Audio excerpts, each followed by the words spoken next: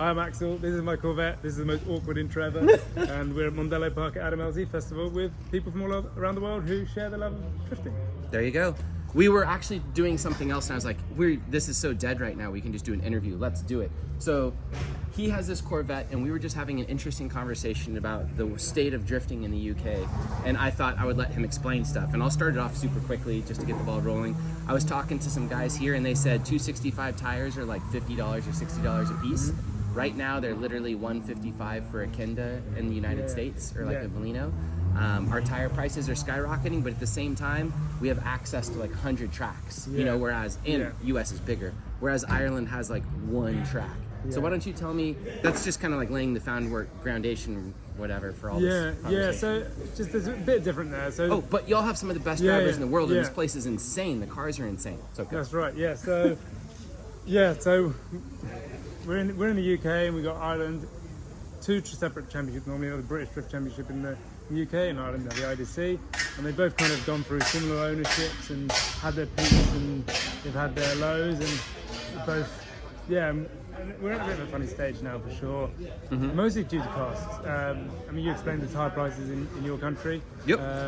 Now here, you said they're $50 here. That's not right. They are the average competition tyre. Oh, they didn't say competition. Okay. They just said like a tire. 265 street like tire. 265 street tire. You're looking at like 60, 70 pounds, which I guess in dollars is like $80, $90. So it's still cheaper than I guess what you guys are paying. But the tracks are getting really expensive after COVID, especially. I'm not sure if it's people are trying to regain costs from everything they lost. Yeah. The cost of living is going crazy. The average driver in drifting are hard-working people. They're not super rich guys, and the cost of living here in Europe and UK is just going crazy. So we're seeing a lot of the drivers pulling out, and it's really sad. We've kind of got to this like real peak where the driving standard's amazing, the cars are amazing, and now I'm not sure if it's because people are hoping for the sponsorship thing to happen when in reality that really doesn't happen. But we've kind of plateaued now where everyone's at this high level, but we're really struggling to do it, which is a real shame. Also because the cars are coming more expensive. You're probably seeing that as well. Like these S14s and things that you can pick up for £500-600, and like standard ones are now 8,000. So I'm surprised that you guys don't drive, like you're driving a Corvette. Most of these guys are driving like S15s and cool stuff like that. Literally no one is driving a European car. No. Why is that? You would think that a 3 Series BMW chassis or something would be very inexpensive here. They are, and I think a lot of them have been used as missiles. So even those are getting expensive now to drive. I think there's also a bit of a stigma, or how everyone wants to have the Japanese car, the drifting Japanese, and to have the European car is not quite the same. But there's a lot of people building like the E92s and things like that. That are more. Is that more mainland Europe? Because it doesn't seem like that around here. No, there is a fair few in the British Drift Championship. 2 Series coming into it now. Especially new people building new cars, it's getting harder to get the S chassis because all the good ones are selling for crazy money as road cars, so people don't really want to then turn them into drift. Okay.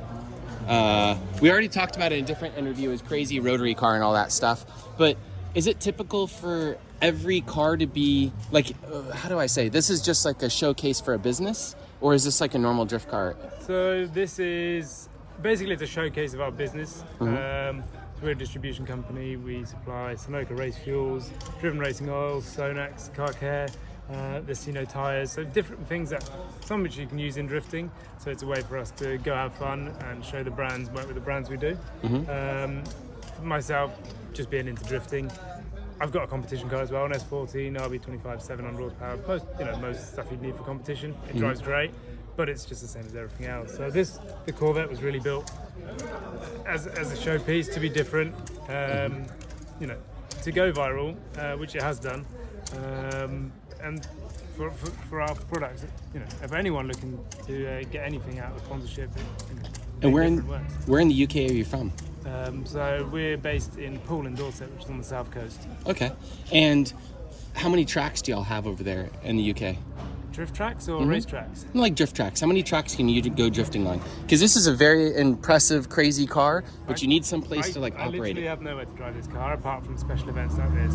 We Oh, go wow. in for Goodwood, where there's no noise limits or anything goes. But this is a bonus that I found out about at Goodwood. Dave was like, yeah, you should bring that over because it's cool. But I mean, even just with the normal drift car, it's hard here. We can't like every week go drifting. We've got one drift track which is called Driftland up in Scotland, which there, yes, is more accessible if you're local. And then we have 2 go-kart tracks that allow drifting, but you know, they might have 4 competitions a year or 3 competitions, and then a practice day maybe once a month or something. So it's really hard to get seat time. So you need to take this thing over to Europe or something? Yeah, I mean, that's probably the plan going forward, is maybe do less but focus on, you know, bigger events. And when you have a car like this, it does open up opportunities to get on those kind of demo stuff. And maybe if the competition stuff is going to struggle now for a few years, we're seeing really low driver numbers. And that's another reason why it's, for me, to invest in something like this makes sense, because then you get to come as part of the one-off events, whether that's here or, you know, maybe that's somewhere in Europe. It might cost more to get there, but you do less of them, and they're, you know, bigger and they're different, and it's an adventure and something new, and that's what you want. That's what drifting is all about. So you just broke my brain. How do you get into the Festival of Speed? You just told them I have a cool car, can I come? No, like, that's something everyone asks, and realistically it's obviously down to who you know and down to a bit of luck. So we know the people there because we are the fuel suppliers at Goodwood. So that certainly helps, but it was COVID, so that was like one good thing that came out of COVID for me, is normally other international drivers come over, like Ryan Turk, Forsberg, Morgan Jr., those kind of people. And they obviously couldn't fly over, so I guess it was the first year of COVID, they did an event called, instead of having everyone come, they did one for TV, which is called Goodwood Speed Week. They put on a bit of a show just for cameras, really, and they did Drift Kana, which quite a few, Bagsy, who's here today, he helped kind of organise some drivers on that, and yeah, we turned up and we put on a good show. And the next year it was still kind of COVID conditions, they couldn't fly people over, so we got to drive there. We didn't do any errors, didn't put the car into the wall or cause any problems, so they were happy. But that's when I realised, like, next year it's going to go back to normal. They're going to want to do 110%, and then Turk and Forsberg and people like that are going to come squeeze me out if I have my old rusty S14. So that's when we said, like, that's why we started thinking we've got to build something cool, and that was a good time and get back. And it did the trick. Yeah. As soon as I said, look, this is what we're building, they were like, yeah, this is cool. What part of Europe has the best drivers? I think it has to be here in Ireland. You think Ireland? Yeah. Interesting. And why is that? I have no idea. I think it's not tracks, because they've only got the one track, really, Mondello Park, and a few others. But I guess it's just passion for it. They've always been into rallying, so a lot of the drivers have some sort of rally connection in the past, and then they've changed to this. And you've probably seen like James Dean or Adam LZ videos up, they drive in fields and stuff like that. And yeah, I think they're just years and years of the only thing being possible is competition driving. So everything's been aimed at competitions, whereas I guess in America you have more like fun events where it's about like style, cool cars, and you just go out and have fun. Whereas in Ireland, if you're going to go to a drift day, it's always been competition led. So everyone's been training for that, building cars for that, and that's then when you learn to push to exactly where you need to put the car on. Interesting. I'm kind of like the lead person in the loser mentality of go have fun. I host like drift weeks and all these different things. I'm like, I do host competitions, but even at the competition level, I'm always like, oh, we should have fun or do this. Yeah. I never get the people to be like as good as the James Deans, obviously, because he's the best. Yeah. But interesting concept of having just competitions, and then people really like gravitate towards that. But there's probably lots of parts of the world that have competitions like that, and that's all they have. But they don't get the excitement level here, the media. Do you think it's let's play a game. I'll say a bunch of things, and then maybe you tell me what it is that does it. Like, Did James Dean and some of these guys get good playing PlayStation? Did they get good driving the fields? Yeah. Was it an illusion that this is the best part of the world because Dave Egan was such a good promoter? You know what I mean? Was it this track that's specific? Were the car builders good because of rally heritage? What do you think is like the most important part of that? I think all of those things come together, and being in like one small little place. Ireland's very small, so all those things that you mentioned, everyone knows about them all. They're all working, everything's going full circle, and then you did that, I did that, and you know, everything just gets a little bit better. When it's like if you look at somebody going skateboarding or BMXing, if you just go out and do it on your own, you never really progress. But when you go out in a good crew, and you know, people stoke level gets higher because you do a trick and the other one tries it. And I think it's similar to that. When everyone bounces off ideas and everyone has that same kind of stoke for drifting. Let me show everybody what's making all that noise. It's that crazy Corolla with the crazy wheels and stuff. It's hilarious, like what's making noise in the background. It's like a Hot Wheels car. I know, it's amazing. All right, here's another odd question. Everybody's always telling me that the Irish are poor, that they don't have a lot of money, that this is working class. But at the same time, I see so much money here. I see when I go around Dublin, you see all of, like the Apple money and like the, you know, the large Facebook company. There's company money. There's so much money in this area, but the people that actually drift say they don't have money, but then the cars are super expensive. Like yours is amazing, and I'm sure it's a very expensive build. It seems like a large dichotomy of like, you know, different things that you're saying. Yeah, I mean, I don't know the economies of all the drivers here, but I'm sure most of them are putting in most of what they earn into them. Yeah. Because they love it so much, and I think that what it all comes back to is they really, really love drifting. And when you do that, you find the means to go do it. Figure it out. Yeah, whether that's sponsorship or that's from just working damn hard, twice as many hours in the day than most people would to fund this stupid hobby. I think that's it. I guess everyone probably asks themselves, is it worth it? But all right. Keep doing it. Well, do you have anything to talk about? What makes you like excited to talk about drifting, or is there anything that you're super interested in? Or I just like coming to all these events where you got like-minded people that build crazy cars, and that's the thing with drifting. The rule book is pretty open, so you can come to another event and all the cars are the same because they follow a specific rule book. Whereas this is, no car here is the same.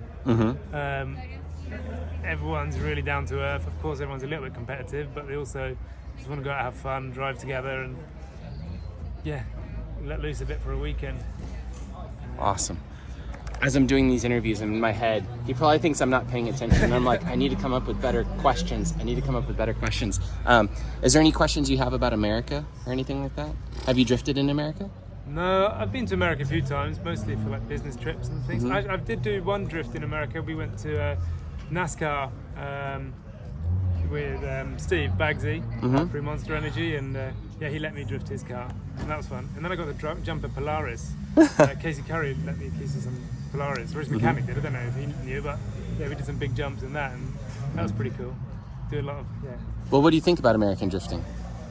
I mean, it looks awesome from the outside. I'm sure it's the same. Like you see, this looks epic, and everyone thinks they're doing it all the time. But I'm sure it's probably pretty similar. That it's, or maybe you get more. I mean, you'd get to do those crazy drift weeks, and you probably do as much seat time in 1 week as we do in a year. I host about 42 days of drifting a year, so and then plus I go to a few extra things. So probably at least 2 out of every days I'm doing drifting stuff, if you know what I mean, out of a week or something. It's kind of crazy when you think about it. You couldn't do that here? No. It's also my job, though, but it sounds like your job is race car stuff. Yeah, sometimes it crosses over and it gets a bit lost what's fun and what's business, but I enjoy it, and I think that's the thing. If you can make it your job, or some part of it your job as well, then that makes your job more fun if you're doing what you love. Do you think about, like, are there Mustangs over here drifting?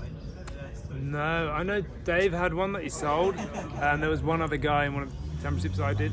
Built one, drove it a few times, never really got it going properly, and then stopped. There's just not. Because but I mean, y'all are bringing in all the Japanese cars. Is it interesting American cars? You have a Corvette. Yeah, I mean, it's now with the price of S-bodies, to buy a good S15 is probably the same price as buying a Corvette.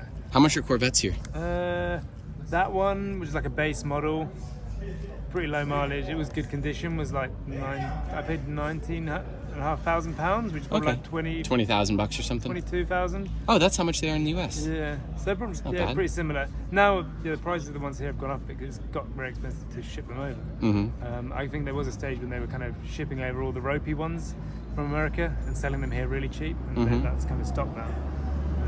But yeah, you can find them here if you want to make the drift carb. Obviously, there's a lot of things to do with them, and there's not many manuals. So this is an auto because we didn't matter for what we were doing with it. But manual ones is pretty hard to find. Is what you'd want unless you're going to go crazy with it. All right, let's roll this out.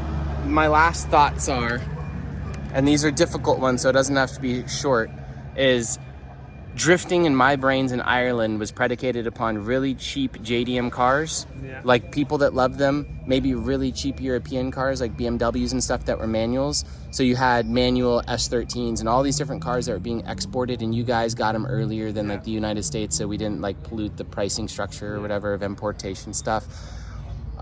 You guys kind of cheated for a while and you had really cheap stuff. Yeah. What's going to happen now in the future? Because do they still make a lot of manual transmission BMWs? Because they don't in the United States.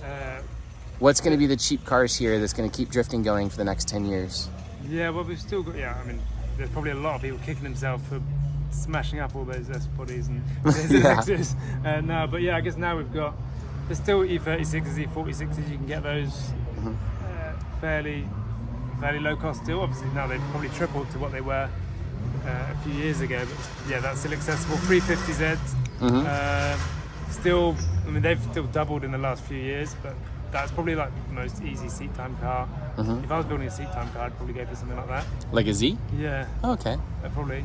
Americans don't see you guys having those because like we never see them in any of your online content. No, I guess because you only see the ones at the high level, and they there was a few that built them for competition, but now people are going for the GT86s and stuff like that. So I think that's the car that everyone's buying now to turn into pro cars, because you can buy them and they're not rusty, and they seem to obviously work really well.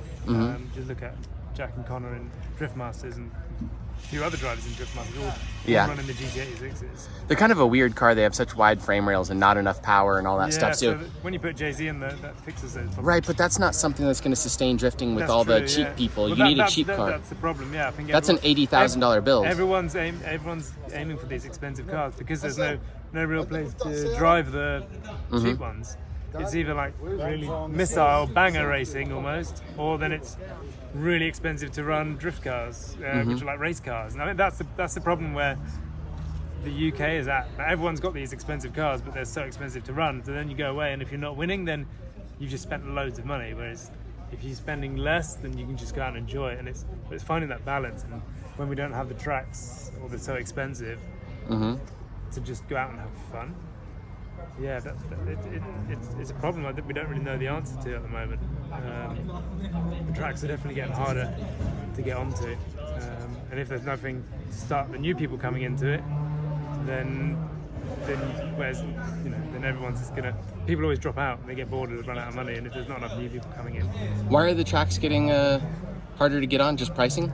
Pricing, noise. Okay. Yeah, mainly. As you built the loudest car possible. Yeah. With Wastegate sitting here pointing at me. Yeah, exactly. That we will make that quieter at some point. But that was a bit of a solution. Yeah. And for Goodwood, it didn't matter. They've got a green pass for noise. Cool. It's hard to say what is going to fix drifting. And one thing that we tried this year in the British Drift Championship was we changed to a control tyre because it was getting silly with the price of the super sticky tyres, and that was causing drivetrain problems and people just having mechanicals all the time. What kind of control tyre did you go to? So these are the Steno hard compound. So it's similar, I think, to like this Kenda semi-slick in terms of grip. So it's still a good tyre. It's fun to drive on, but it lasts well. And it's fairly good price. It's good price as far as semi-slicks go. How much were they? So the control tyre was roughly with all the tax about £85. Oh my god, that's so cheap for a good tyre. Yeah, exactly. But the difference was, so that was the 95, but the soft tyres are like would have been like 145. So even 145 is cheaper than our normal tires. yeah, I think the one problem you have is you have extra tax on goods from China. Yeah, right? we have crazy like, taxes. I think it's like 40% import or something. It's a lot, yeah. So we don't have that. We have like 4%. So that helps. But if Chinese tires stop, then that's just going to push the problem even higher of the cost of drifting. Yeah. So Did the drivers, were they happy about that control tire? yeah, I mean, Or did they all get mad because they wanted to run something else? the ones who got mad were the ones who lost their advantage, because there was drivers happy to pay more to win. All the drivers who then had the lower power cars, it all leveled the field completely. So there was a lot of people happy there. Anyone who didn't have a good time obviously blamed that as the fault. And some people complained it was still too expensive. But they're living like pre-COVID prices in their head. Yeah. The cost of shipping is just crazy. So it was like a bad time to come onto a control tire, because it's at the point where any tire is the most expensive they've ever been. So it was kind of like a thankless task. Is it, are people sponsored in the UK? Were there a lot of people that had tire sponsors and they couldn't run them? No, I mean, I could probably name, like, apart from James Dean, who has Falcon, there's literally no one who has a tire sponsor. So he doesn't drive in that series, He though? didn't drive in it before, and he wouldn't drive in it anyway. I see a tire sticker right there. Are you sponsored by them? Or do you just run that because of the series? We distribute them. So. Oh, okay. Yeah, so we were kind of involved with the decision. And I drive in it. We saw the problems that was happening with tires. And we actually were importing other grippier tires at the time as well. And then kind of realizing, yeah, these tires are like the best in the world. But at the same time, they're killing it, because they're making it so unaffordable and it's breaking the cars. So that's why it came up. So it was a way to save money and kind of level the field and allow people to turn the boost down a bit, because running 1,000 horsepower isn't sustainable. Whereas running a JZ at like 650, you can beat on it forever pretty much. But as soon as you go over 800, 900, which you need to run those super soft tires, then you just start getting the price of drifting just goes exponentially through the It roof. goes crazy fast. And so if you remove that part, it means that there's no point having all those other powers, and then you can level down. But it doesn't make the show any worse. You still 700 horsepower, still crazy. So how many drivers in Europe have a tire sponsor that pays for all their tires? I don't think any, apart from James Dean. Maybe Peter? Oh, he also he is a distributor as well. Okay. So just a couple people then? Yeah. Just like maybe one or two? I think the difference as well in America, the tires that you use are all brands that actually sell a lot of tires. Yeah. Whereas the ones that we use here, because it's all been cost driven, it's all Chinese tires that don't sell road tires. So it's basically just been imported, buying them to sell to drifting with really low margin. So there is no margin for the distributor to put any money into it. So, that makes sense. So we managed, by doing the control tire, we managed to put money into the championship to help the championship, because that wasn't sustainable. But again, this year, just because of lack of driver numbers I think mainly down to the lack of new exciting tracks and the kind of cost of living crisis we've got at the moment, is just killing it. Do you actually see drivers getting out of drifting? 100% now, yeah. Really? I've seen loads of people who've got drift cars that are like really capable drift cars that just sat in garages because they can't afford to run them. Dang, that sucks. Or they bring them out for that one event that's special. You see, like the event this weekend? Like this event this weekend. I think Dave said there was like 250 drivers applied for the Saturday competition. Wow. And yet for the British Drift Championship, they're struggling to get like top 24 in the pro class. Wow. Yeah. It's big, and I guess it's because people are bored of doing the same thing and spending all that money. Whereas if it's something totally different, it's a new experience. People like coming over from America, like obviously everyone here from America is like a celebrity that people want to drive with. Then people are happy to, put themselves into some sort of debt or exchange their holiday money to go do it. Interesting. But yeah, I think it's going to be a kind of tough ride. I don't know if you're seeing it in America or the cost of the energy prices. You probably don't, because you're not reliant. We have this whole Russia-Ukraine situation. United States, we're currently seeing the economy's kind of crashing right now in the last 45 days, and we're seeing a big drop in attendance and drift cars and buying things online and everything else. But we also saw such a huge surge through all of COVID. Yeah. All the parts companies were making crazy money. Yeah, Same thing here? We see here, the government did this furlough scheme where businesses could like basically put their staff on pause, but then the government paid their wage. Yeah. So you had all these people with, you know, decent incomes just spending the home board, and they were all fixing their project cars. You know, all those cars that never got built, they all got built out of money that, you know, they were almost getting for free. And now prices have gone up, and now all the prices of everything else have gone up because of that. And now it's just got shit's hit the fan. Same kind of thing in America. Now it's going to be, you know, unless we're going to try and attract more wealthy people into drifting, because we supply we're the biggest race fuel supplier in the UK. So we supply like all the GT series, and like, those are thriving, and those are like amateur gentleman drivers paying like 50,000 for a weekend maybe, and you could do like 4 drift seasons with that money, and they're doing it in one weekend. So like the top end, they're like the business owners, they're balling out. They're making loads of money, and they're spending shit ton going racing, but unfortunately further down the chain. I see the same thing because Lone Star Drift is having trouble. That's my like local stuff, and then Drift Week is more of a luxury brand, but Drift Week's doing great because it has a good story.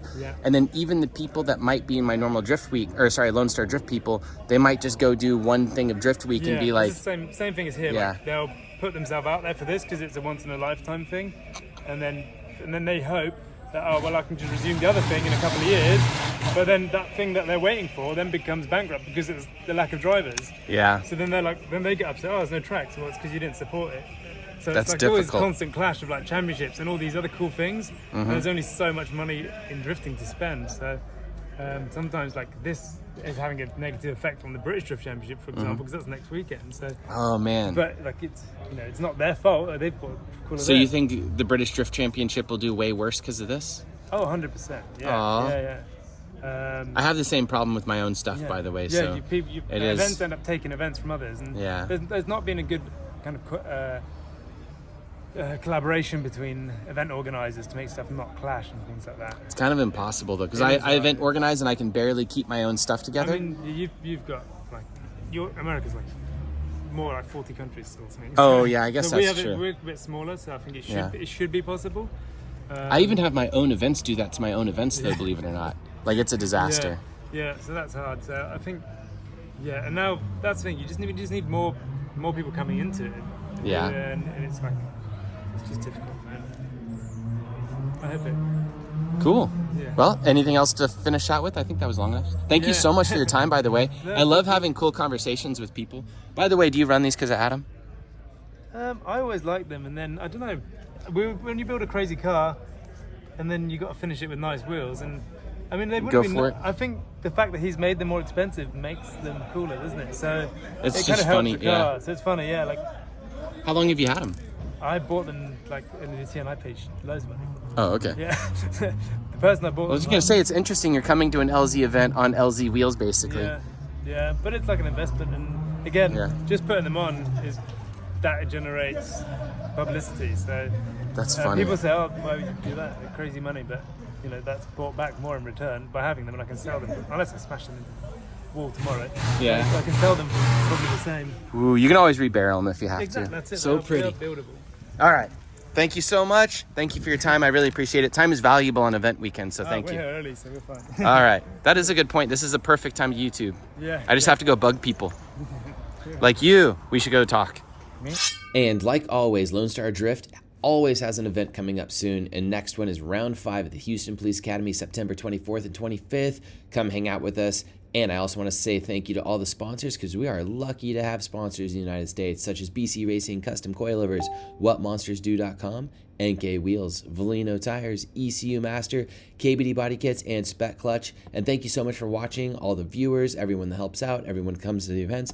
Thank you so much, and I'll see you next time. Bye.